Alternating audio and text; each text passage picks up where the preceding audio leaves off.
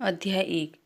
यहाँ पर मैं आपका ध्यान इस तथ्य की ओर ले जाना चाहता हूँ कि बाइबल में अन्य कई जगह पर ऐसे कथन मिलेंगे जैसे परमात्मा के पुत्र बन सकने की क्षमता। जो शब्द की रहनुमाई में चलते हैं वे परमात्मा के पुत्र हैं।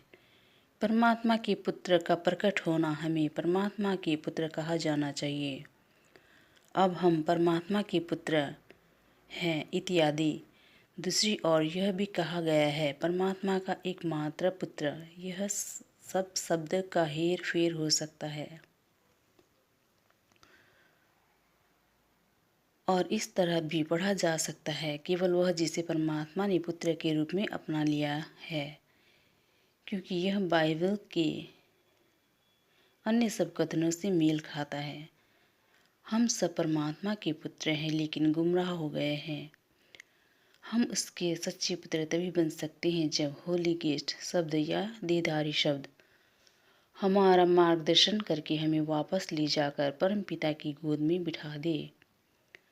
हम जानते हैं कि जॉन द बेप्टिस्ट को परमात्मा ने भेजा था और जब उनसे पूछा गया आप कौन हैं, तो उन्होंने कहा जैसा कि पैगंबर आइजेनिया ने कहा था, मैं निर्जन प्रदेश में पुकारने वाले की आवाज़ हूँ कि तुम परमात्मा तक पहुँचने का मार्ग सीधा करो। तब फरीसियों ने उनसे पूछा, यदि आप न क्राइस्ट हैं और न एलियास और न वह नबी, तो फिर आप बपतिस्मा क्यों देते हैं?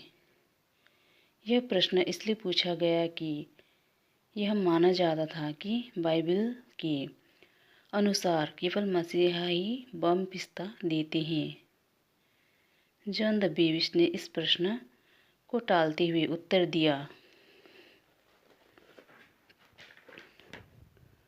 जॉन ने उनको उत्तर दिया, मैं तो जल से बपतिस्मा देता हूँ, परंतु तुम्हारे बीच एक व्यक्ति खड़ा है जिसे तुम नहीं जानते। यह वह है जो मेरे बाद आने वाला है, परंतु वह मुझसे श्रेष्ठ है। मैं उसकी जूती का बंध तक खोलने के योग्य नहीं।